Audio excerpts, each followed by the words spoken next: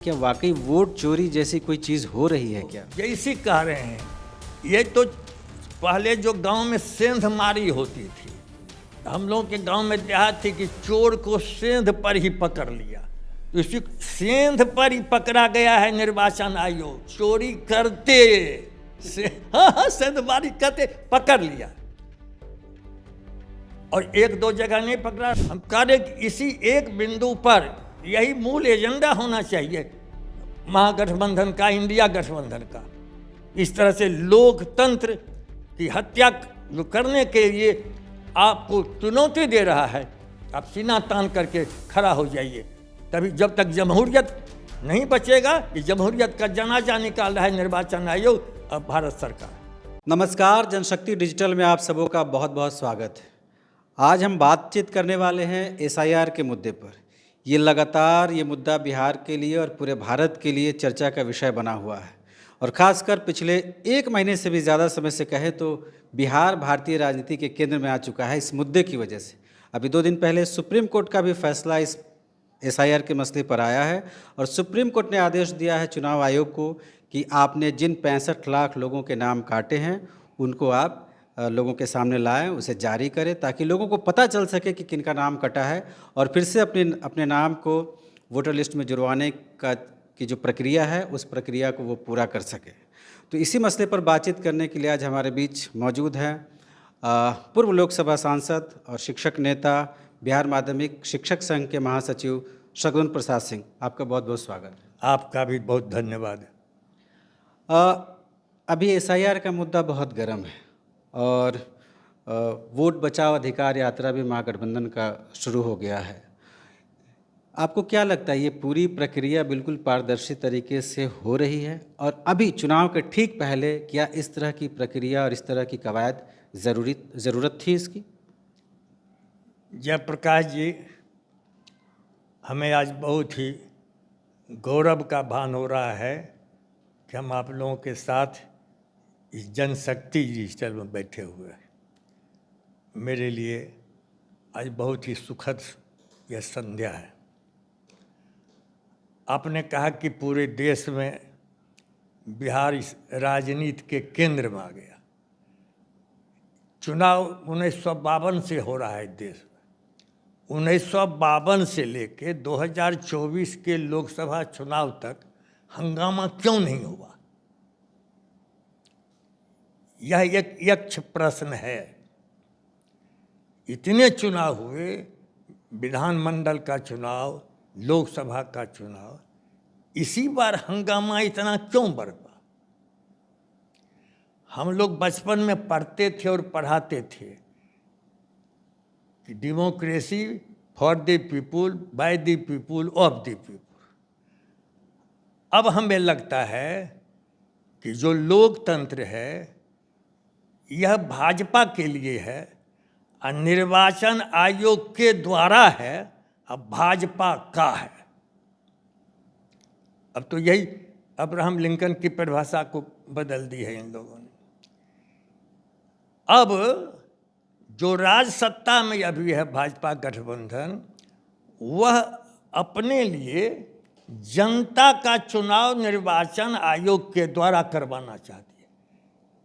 पहले जनता चुनती थी अपने जनप्रतिनिधियों को, अब भाजपा ही निर्वाचन आयोग के द्वारा उसको जो चुने उसका चुनाव करवा रही है। लोग अपने लिए जनता चुन रही है। हाँ, यह लोकतंत्र निर्वाचन आयोग के द्वारा भाजपा के लिए एक करने की साजिश के खिलाफ जो जनवादी तत्व हैं, प्रगतिशील तत्व हैं, जिनको दर्द है कि इतनी कुर्बानियों, इतने त्याग, इतनी तपस्या, शहादत की जो लंबी विरासत की श्रृंखला है, इसको नकारने का दुस्साहस आज की राज सत्ता कर रही है।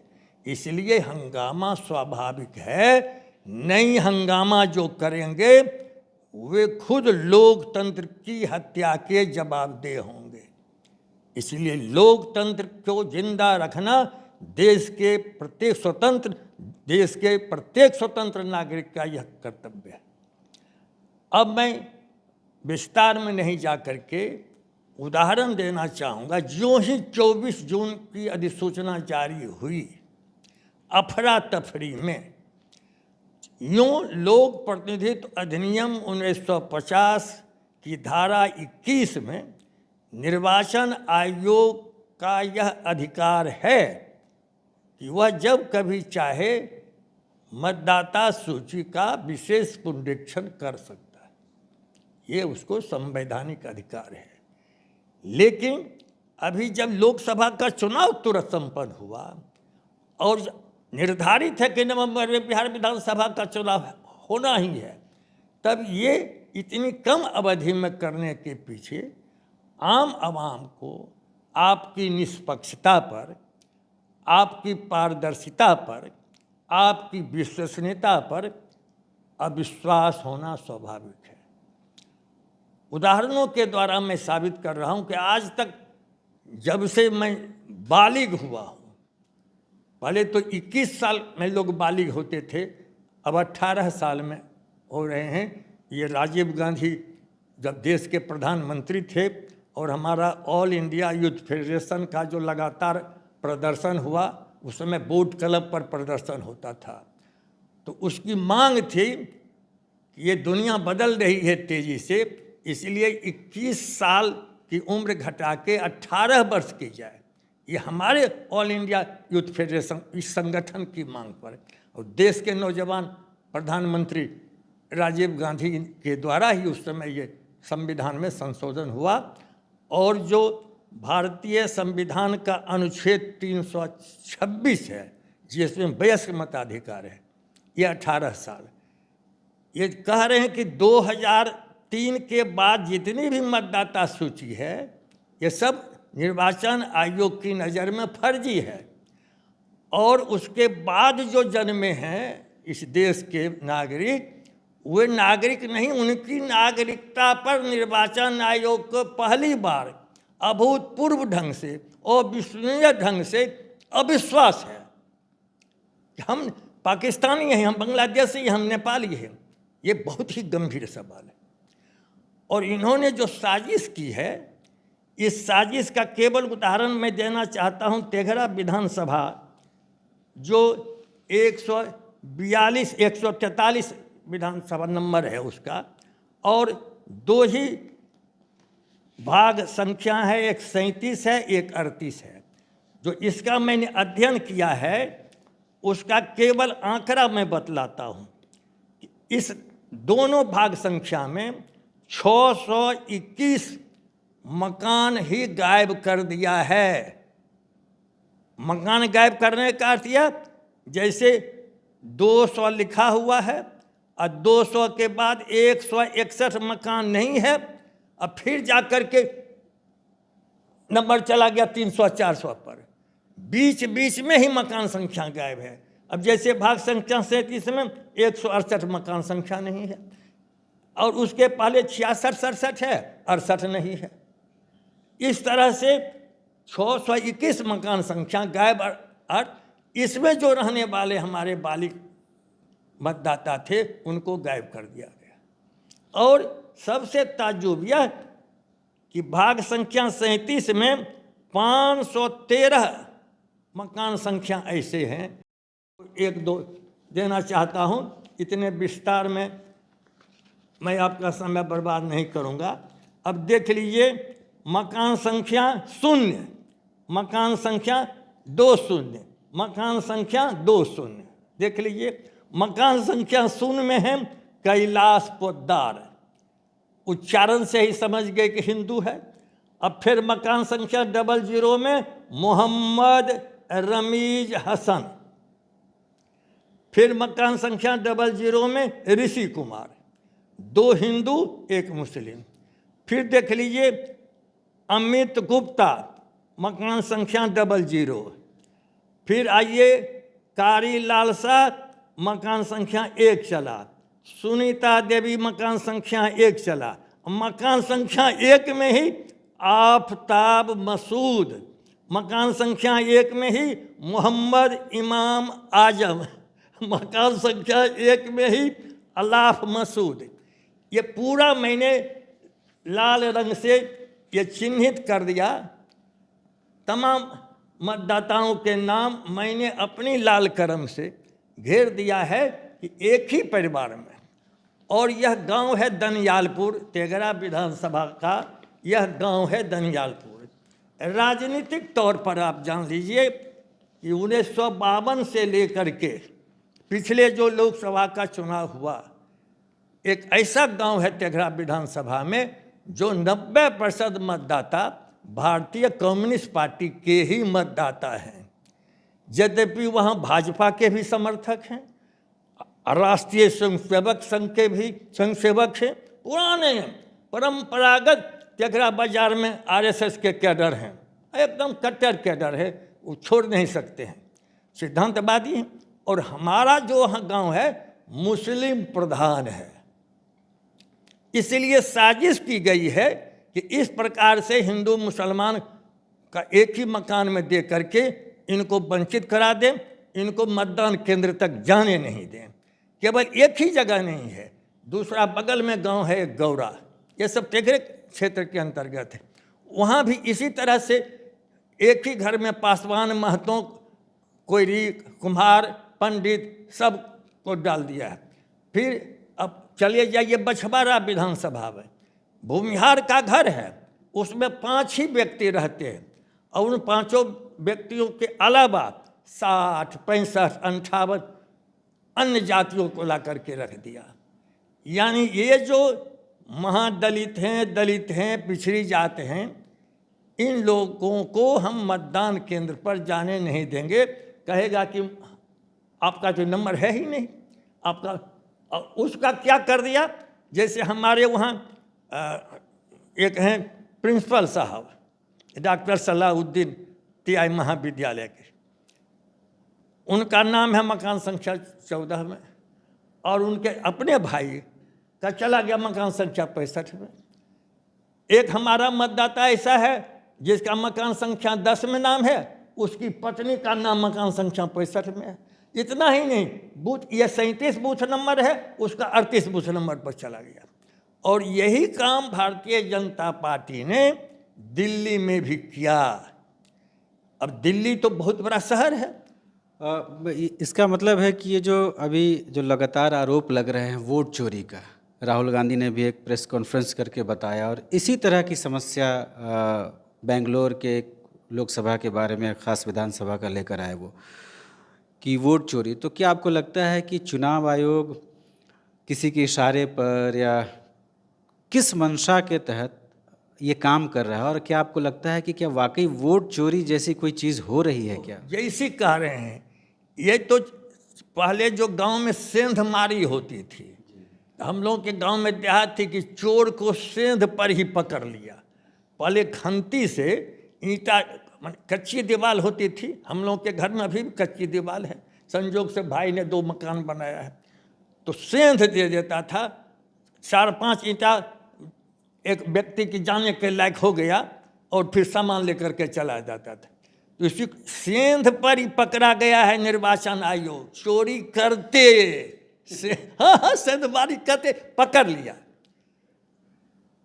और 1-2 जगह नहीं पकड़ा। राहुल तो महाराष्ट्र चुनाव पर 1.5 घंटा, बंगलोर कर्नाटक पर 1.5 घंटा, बिहार में तो अब उनकी यात्रा कल से प्रारंभ हो रही है।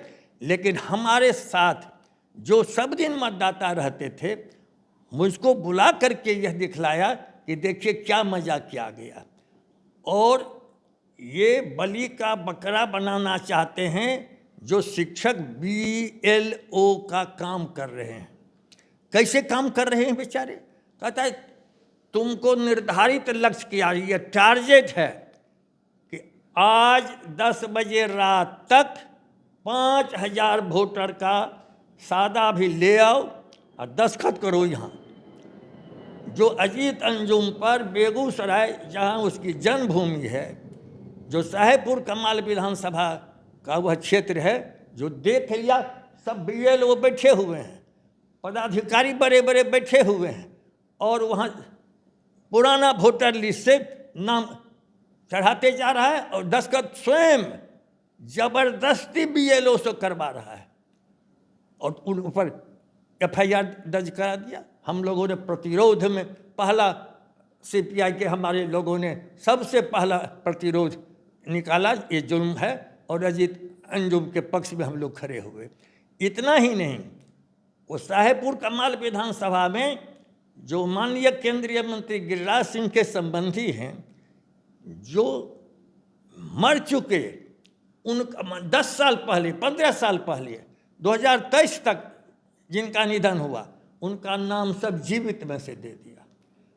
जोगेंद्र यादव जी ने तो सर्वोच्च न्यायालय में जिनको मार दिया उस आदमी को जिंदा उपस्थित कर दिया, और यहाँ जो मर गया उसका नाम जिंदा कर दिया, वो धरती पर है ही नहीं, वो भी साजिश बेनकाब हम लोगों ने कर दिया।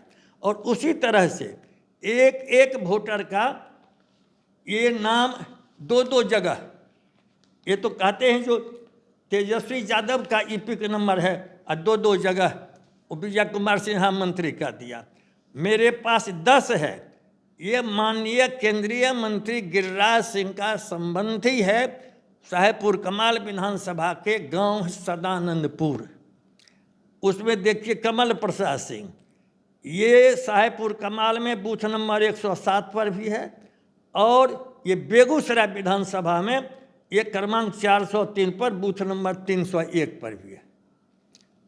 एक ही नाम, आदमी का नाम, एक ही नाम 2 जगह, चूँकि इनका अस्थायी घर है सदानंदपुर, और ये बहुत बड़े जमींदार, इन्हीं के खानदान में सबसे पहला कांग्रेस के विधायक ब्रह्मदेव बाबू हुए थे। खानदान उस गांव में राजनीतिक तौर पर भी एक प्रतिष्ठित गांव है, पढ़े लिखे लोगों का गांव है, भूमिहार प्रधान गांव है, इससे दूसरे लोग भी हैं। ये 10 जो हैं, कमल प्रसाद सिंह, कमल सिंह, सिद्धार्थ कुमार, गणेश प्रसाद सिंह, सुनीता सिंह, अमरेंद्र प्रसाद सिंह, रश्मि जी, रवि प्रियदर्शी, हर्षवर्धन, गीतांजलि, ये सभी का नाम बिहार विधानसभा के बेगूसराय विधानसभा क्षेत्र में और साहेबपुर कमाल विधानसभा में दोनों जगह नाम है। निश्चित तौर पर जो BLO गया तो आपने फॉर्म पर दस्तखत किया, या जानते हुए कि हम एक जगह मतदाता हैं तो दूसरी जगह क्यों दस्तखत करें। और ये साजिश पूरे राज्य में है, केवल मैंने 2-3 क्षेत्रों का ही अध्ययन किया है। इसीलिए इस साजिश को बेनकाब करने के लिए तमाम मतदाताओं को आगे बढ़ना चाहिए, और प्रपत्र 6 जो है उसमें नाम जोड़ने का है, 7 में संशोधन, 8 में हटाने का है। इन प्रपत्रों का एक अभियान जब तक नहीं चलेगा, इसकी साजिश को हम बेनकाब करने में सफल नहीं हो सकते। ये लगातार इस तरह की शिकायतें हर जगह से आ रही है, और मीडिया रिपोर्ट्स में भी ये है कि जल्दबाजी में फॉर्म जमा किए गए, खुद से दस्तखत करके किए गए, और जैसा कि अभी दिखा भी रहे थे कि कई मतदाता ऐसे हैं SIR के बाद, जबकि ये ठीक हो जाना चाहिए था कि 2 जगह उनका नाम है, उसमें जैसा कि उन्होंने बताया कि वो गिरिराज सिंह केंद्रीय मंत्री है, उनके रिश्तेदार का भी नाम। तो इसी तरह की गड़बड़ियों को लेकर लगातार SIR सवालों के घेरे में है। हालांकि 2 दिन पहले सुप्रीम कोर्ट ने भी कुछ इस बारे में अंतरिम आदेश दिए हैं। अगली सुनवाई 22 तारीख को होगी। तो आपको क्या लगता है कोर्ट का निर्णय किस तरफ जा सकता है? 65 लाख तो नाम उन्होंने गायब कर दिया। ये जो मतदाता सूची में प्रारूप प्रकाशित किया, इतने मर गए, इतने गांव छोड़ करके बाहर चले गए, यही सब उन्होंने लिख करके दिया है। लेकिन आप बताइए कि 2003 के बाद से ये 2025 तक जो बालिग हो गए, उनका कोई नाम आप जोड़ रहे हैं? नहीं जोड़ रहे हैं। ये शर्त उन्होंने नोटिफिकेशन में दिया 24 जून में। क्या शर्त दे दी? 87 और 2003 के बीच में जिनका जन्म हुआ, और फिर 87 के बाद 2004। ये 87 या 2004 क्या हुआ, इसका रहस्य प्रकाश जी जान लीजिए। 86 में राजीव गांधी देश के प्रधानमंत्री थे। उन्होंने संविधान में संशोधन किया, संविधान के अनुच्छेद 2 से लेके 5 में, जहां नागरिकता का सवाल है। तो 86 में संशोधन किया कि हमारे देश में बहुत से लोग बाहर से आकर के बस गए हैं, एक लंबी अवधि से बसे हुए हैं। तो इनको भी हम लोग नागरिकता दे दें। तो उन्होंने शर्त दी संविधान में कि हम माता पिता दोनों में से एक भी किसी को यदि हैं भारत के नागरिक तो उनको हम नागरिक मान लेंगे। जब अटल बिहारी वाजपेयी जी देश के प्रधानमंत्री हुए, उनको पुण्य स्मरण कर रहे हैं, आज उनकी पुण्यतिथि भी है, हमारी श्रद्धांजलि है। तो अब उन्होंने 2003 में फिर संशोधन कर दिया कि नहीं, दोनों को भारत का नागरिक होना चाहिए, माता को भी पिता को भी। और 87 क्यों कहता है, 86 में संशोधन हुआ, भारत का गजट निकला 87 में, इसीलिए 87 बोलता है।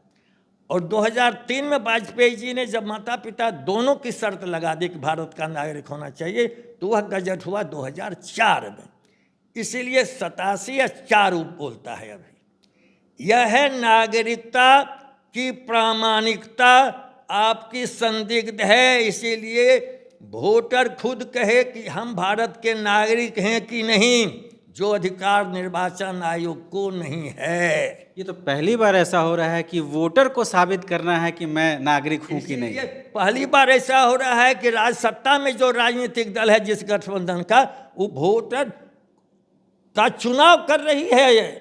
ये सत्ताधारी जो राजनीतिक दल है वही चुन रही है कि जयप्रकाश हमको वोट नहीं देगा तो इसका नाम मतदाता सूची में नहीं डालेंगे। इसीलिए पहली बार मैंने कहा कि इसके पहले हंगामा क्यों नहीं हुआ। ये लोकतंत्र को नीचे से लेकर के ऊपर तक ये तानाशाही प्रवृत्ति, हम जो चाहेंगे वही करेगा निर्वाचन आयोग, और नहीं करेगा तो इसको तुरंत हटा देंगे। सर्वोच्च न्यायालय की प्रतिष्ठा दांव पर लगा दिया निर्वाचन आयोग और भारतीय जनता पार्टी दोनों ही संयुक्त रूप से ये साजिश करके। इसलिए लोग बार बार पिछली बार जो रिवीजन हुआ था उसका हवाला देते हैं कि 2003 में हुआ था। तो क्या 2003 में इस तरह से तो नहीं, कोई फॉर्म नहीं भरा? कभी इस प्रकार से हुआ ही नहीं। और क्या चुनाव आयोग के दायरे में ये है कि वो नागरिकता तय करे? नहीं, कारण लोक प्रतिनिधित्व अधिनियम एक अलग कानून है और भारत के संविधान में लिखा हुआ है कि जैसे कहा ना, संविधान में संशोधन करना पड़ेगा कि निर्वाचन आयोग को अधिकार है केवल आप मतदाता सूची का पुनरीक्षण कर सकते हैं, आप व्यवस्था कर सकते हैं, चुनाव का नियंत्रण कर सकते हैं, ये आपका अधिकार है। आप अपने अधिकार क्षेत्र का अतिक्रमण कर रहे हैं। और धन्यवाद है कि अभी तक आंशिक ही सही माननीय सर्वोच्च न्यायालय ने एक आदेश दिया है। अब देखिए, आधार कार्ड की मान्यता नहीं देता था, अब अंदाज कर लीजिए, और कहता है आवास प्रमाण पत्र लाइए। आवास प्रमाण पत्र तभी बनेगा जयप्रकाश जी जब हम आधार कार्ड दिखलाएंगे। या उसमें से जितने भी 11 डॉक्यूमेंट मांग रहा है सब आधार चाहिए। सब में पासपोर्ट के लिए आधार कार्ड चाहिए, हवाई जहाज पर टिकट के लिए आधार कार्ड चाहिए, बैंक अकाउंट के लिए आधार चाहिए। तो इस बार सर्वोच्च न्यायालय ने कहा कि लिए आधार कार्ड को मानिए। इसलिए जनता के पास यानी मतदाता के पास जो नहीं है उस वही 11 विकल्प है। कभी कभी हम माननीय न्यायाधीश कंफ्यूज हो जाते हैं कि साहब 11 विकल्प है, 11 विकल्प ही मतदाता के मताधिकार का अपहरण करने का यह विकल्प है। ये समझ, अपहरण, स्नैच कर रहा है अडल्ट फ्रेंचाइज को, स्नैचिंग पावर ले रहा है निर्वाचन आयोग, जो कि उसको नहीं है। इसलिए हम लोग उसके विरोध में जी जान लगाए हुए हैं कि हम आपको चलने नहीं देंगे। तानाशाही प्रवृत्ति के खिलाफ हम सड़क पर लड़ेंगे। तो लड़ाई ये आपकी पार्टी या महागठबंधन की लड़ाई अब कहाँ तक जाएगी? हम अंत तक लड़ेंगे जब तक ये इस तरह का, हम तो कह रहे हैं कि पूरा लोकसभा चुनाव का जो अभी आप प्रधानमंत्री बने हुए हैं, तो आपको पहले इस्तीफा दे देना चाहिए कि आपकी नागरिकता भी संदेह के घेरे में निर्वाचन आयोग रख रहा है, आपको फंसा रहा है। ये आपको समझ नहीं है, खाली महागठबंधन का वोटर कट रहा है, एनडीए का भी वोटर कट रहा है। आप इस तरह से जो खेल खेल रहे हैं, अब मजाक बनाए हुए हैं। दुनिया में हमारा लोकतंत्र सबसे बेहतर लोकतंत्र माना जाता है। आज तक का जो चुनाव हुआ है, ये भारत की जनता का कमाल है जो वो अपने प्रतिनिधि को चुनती है और उसके अधिकार का अपहरण कर रहे हैं, ये कतई बिहार की जनता बर्दाश्त नहीं करेगी और बिहार परिवर्तन करवा के रहेगा। आने वाले चुनाव में जो विधानसभा का चुनाव होने वाला है, इसका कुछ असर होगा क्या? निश्चित हम कह रहे कि इसी एक बिंदु पर यही मूल एजेंडा होना चाहिए महागठबंधन का, इंडिया गठबंधन का। इस तरह से लोकतंत्र की हत्या जो करने के लिए आपको चुनौती दे रहा है, आप सीना तान करके खड़ा हो जाइए। तभी जब तक जमहूरियत नहीं बचेगा, इस जमहूरियत का जनाजा निकाल रहा है निर्वाचन आयोग और भारत सरकार, इसीलिए आप उसके खिलाफ सड़क पर आइए। जमहूरियत नहीं बचेगी तो फिर इस देश का क्या होगा? एसआईआर के मसले पर बहुत सारी बातें उन्होंने कही, बहुत सारे उदाहरण दिए। इस देश में मतदान का जो अधिकार है उसको छीनने की कोशिश है, उसका प्रयास है। इस प्रयास के खिलाफ महागठबंधन, इनकी पार्टी और ये आम नागरिकों से भी आह्वान करें कि आप सड़कों पर उतरें, क्योंकि मतदान आपका अधिकार है। बहुत बहुत शुक्रिया, आपने हमारे लिए समय निकाला। आप सभी दर्शकों से आग्रह है कि आप जनशक्ति डिजिटल को लाइक करें, सब्सक्राइब करें और अपने दोस्तों के साथ साझा करें। आज के लिए इतना ही। हम फिर किसी नए विषय पर नए साथी के साथ मिलेंगे। बहुत बहुत शुक्रिया, नमस्कार।